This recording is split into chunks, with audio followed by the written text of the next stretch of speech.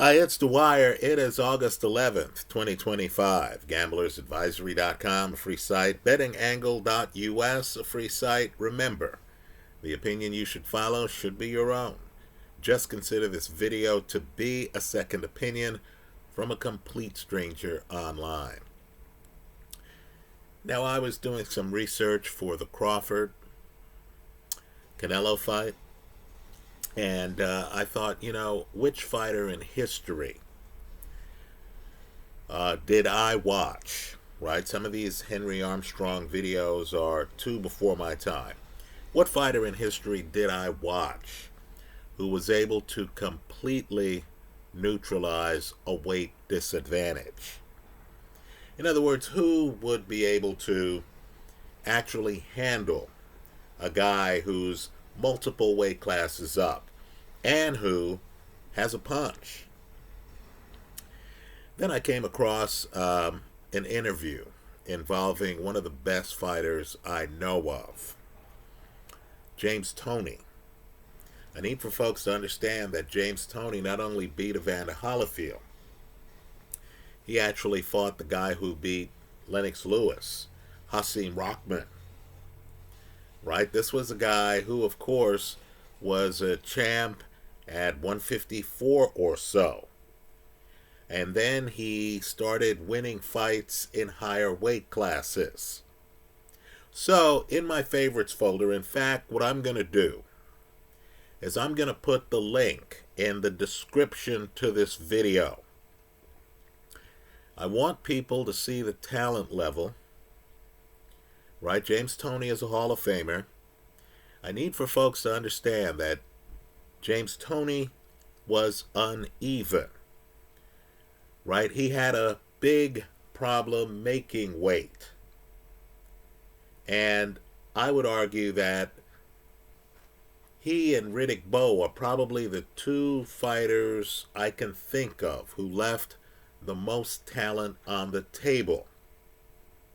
But the fight I'm going to place, the link to the fight, is one of the best fights I've seen in my life.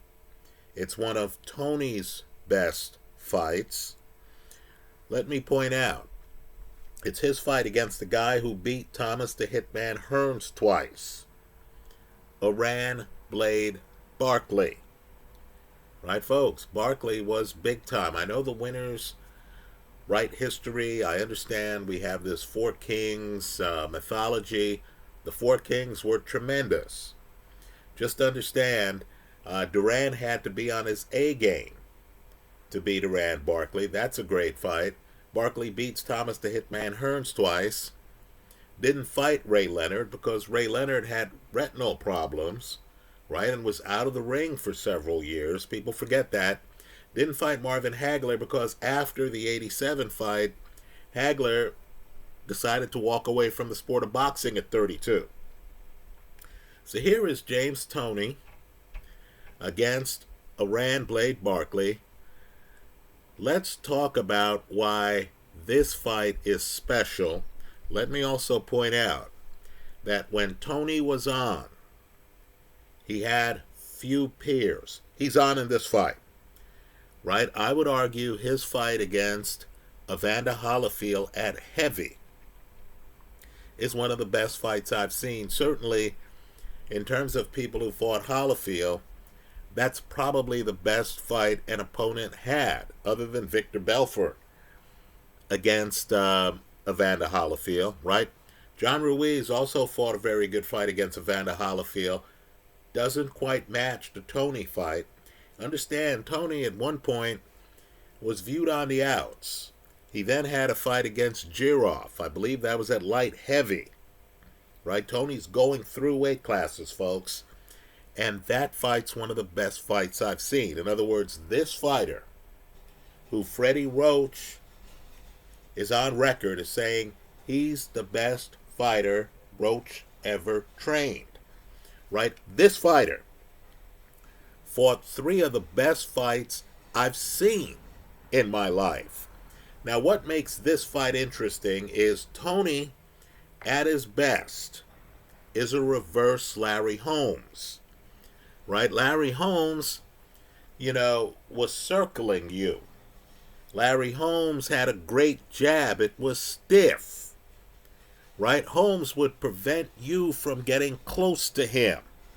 Holmes, because of the movement, because of the jab, Holmes would prevent a pocket from forming in some fights. In other words, he's circling you, you're turning to catch up with him, you're getting hit with this 2x4 jab, right? You can't really jump in on Larry, and Larry's mobile.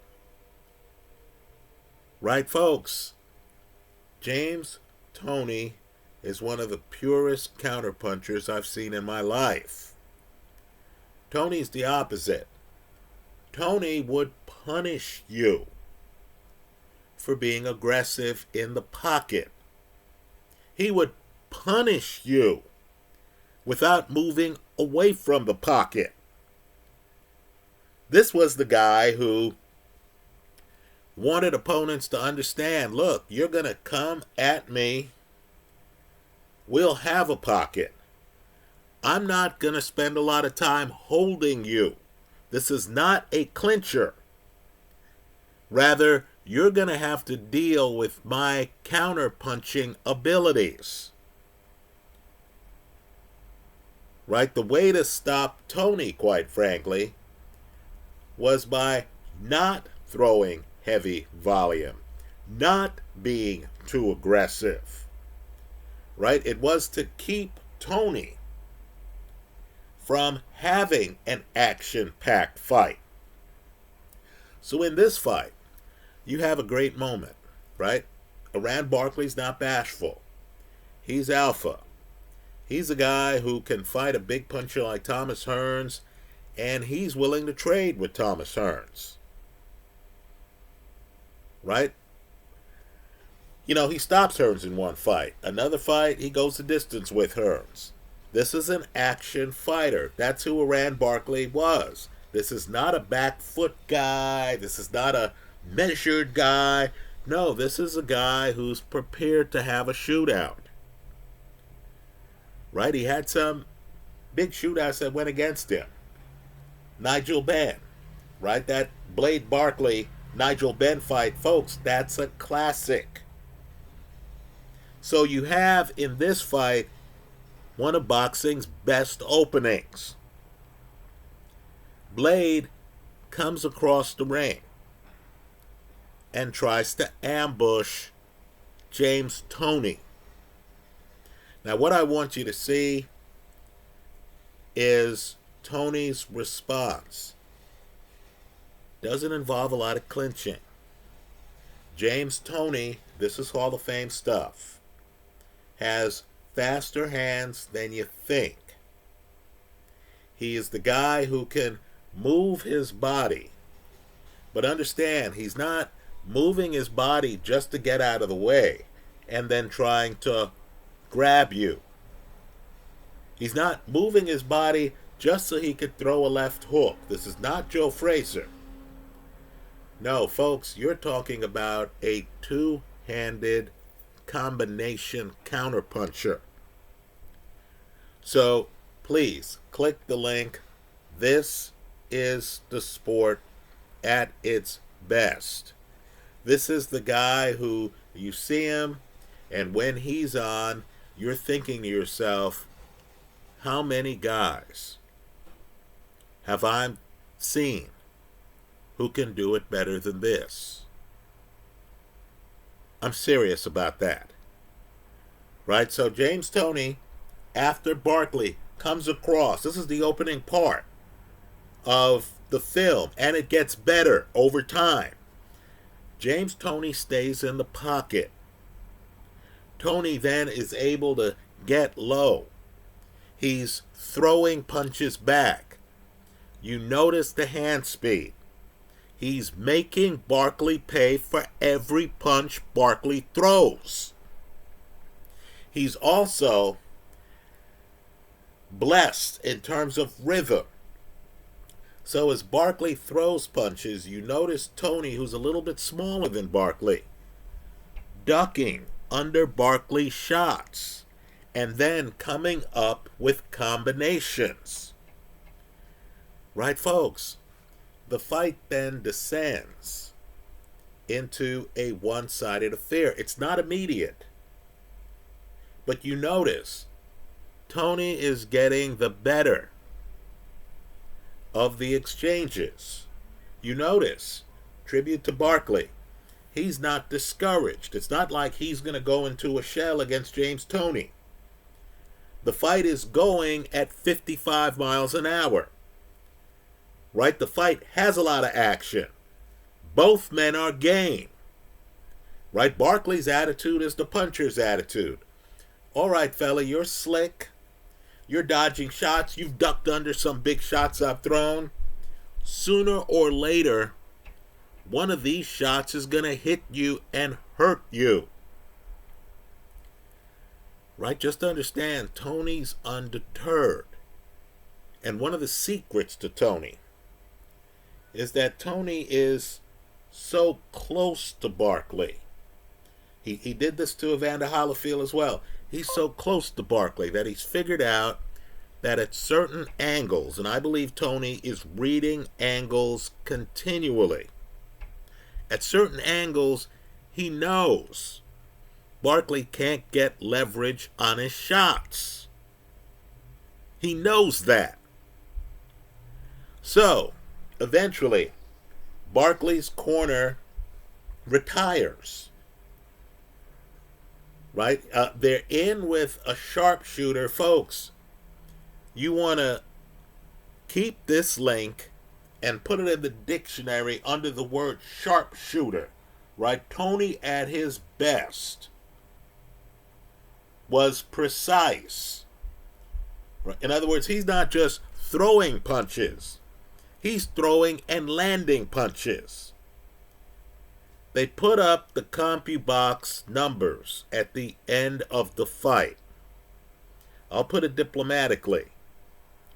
Just be prepared to be surprised.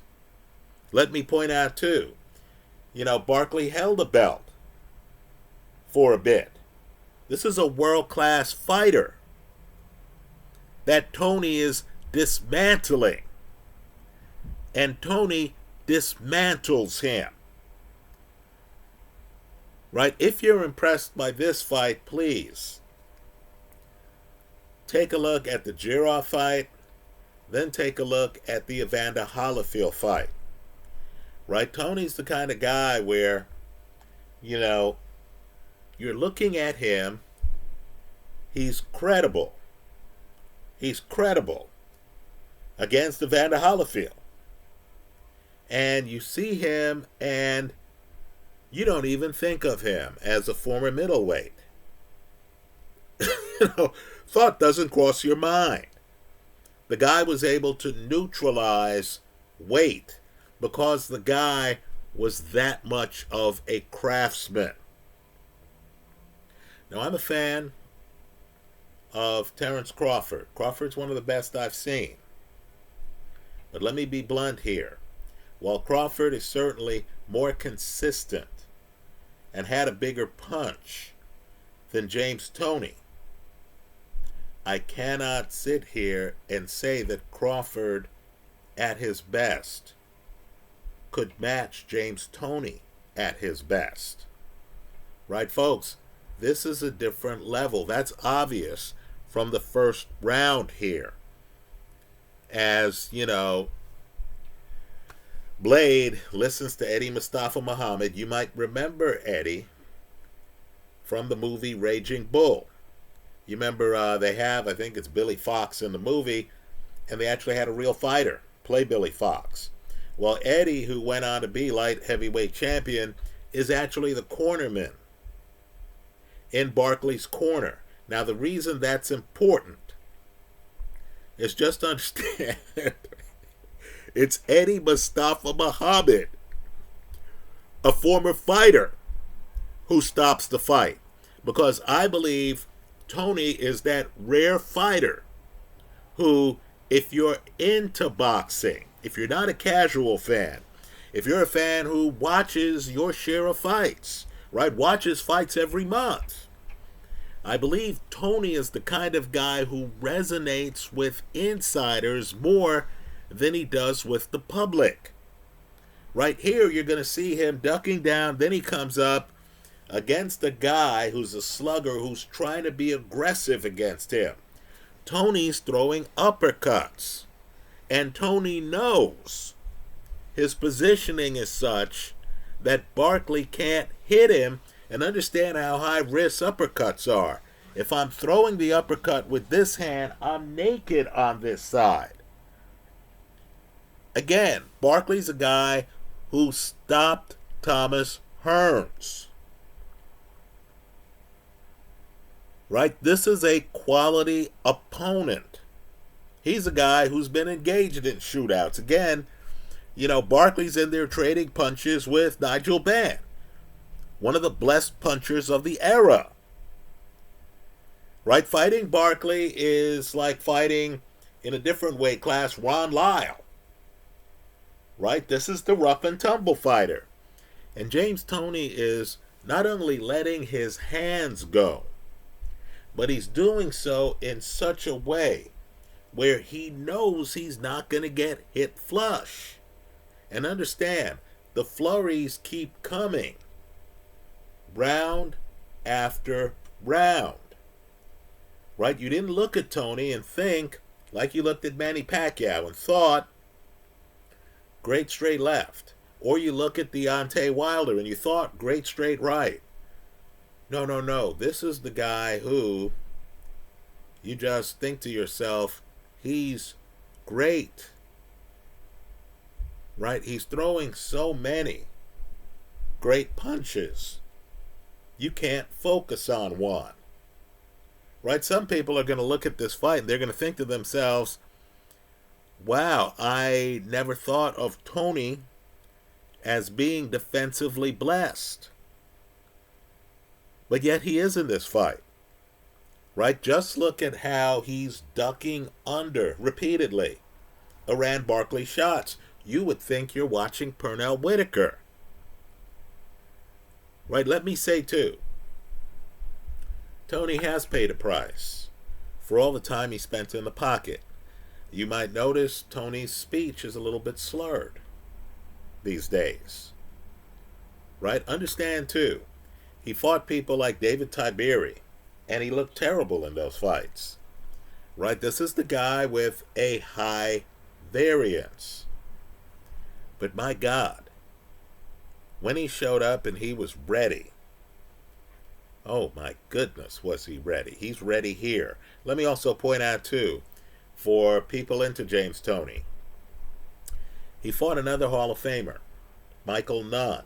Right? Understand, Toney's history has him fighting Roy Jones, Michael Nunn, Mike McCallum, right? Jirov, who we all thought was a bad man at the time.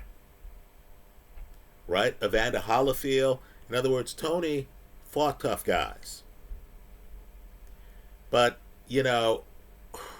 let me just say, you understood. If you were watching the first round and the first round went like this is a guy with few peers. The problem was, while some fighters, Roy Jones, Evander Holyfield, while some fighters are always in shape, you see the guy, you know the guy is ready to go to war, right? The deal with Marvin Hagler was you weren't concerned. Seriously, you were not concerned if the fight's in the 8th round, the 9th round, the 10th round, because you knew Marvin Hagler was in tip-top shape, and if it took 15 rounds to beat Roberto Duran, you understood Marvin Hagler was prepared to go 15 rounds. With James Toney, and we're just being critical here, it's a little bit different. Right? There are times where you saw Toney, he looked a little bit soft. The fight would go on, Toney's volume would drop, Toney would start fading late. Right? It was a little bit shocking in the Jirov fight that he keeps it going as long as he kept it going. right? But let me just say, when Toney was on, few could beat him. This is one of those fights. Please give it a look. It's one of the best performances I've ever seen. It's James Toney against Iran Barkley. This version of the fight has been, edited somewhat to highlight the action scenes. When you look at the action scenes, just look at how comfortable, that's the word, comfortable, James Toney's in the pocket. Folks, against Evander Holyfield, a guy who, Mike Tyson was so frustrated of Evander's head being up against his face, deep in the pocket, that Mike Tyson bit his ear not once but twice to get disqualified. Right? When Evander was facing James Toney, understand, when Evander's in the pocket, there are times in that fight where James Toney is making faces. You have to see it to believe it. Right? James Toney's making faces. James Toney's at home. Just understand, for those who lived through the 1980s, I know the idea of being comfortable deep in the pocket against Blade Barkley just sounds unrealistic. Folks, the evidence here is on film. Give it a look. Those are my thoughts. Enjoy a Hall of Famer. Right? As I said, this is that rare Hall of Famer where I think it's the insiders who know the sport, who see this guy's countering skills, who sees this guy's ability to move his upper body and to let his hands go. He's not moving his upper body so he can grab you. He's moving his upper body so he can punish you. Right? This fight, simply put, is moving too fast for Iran Barkley. And understand, in this robust fight, James Toney's accuracy is well over 50%. Give it a look. Again, I'm leaving the link in the comments section to this video. Thanks for stopping by.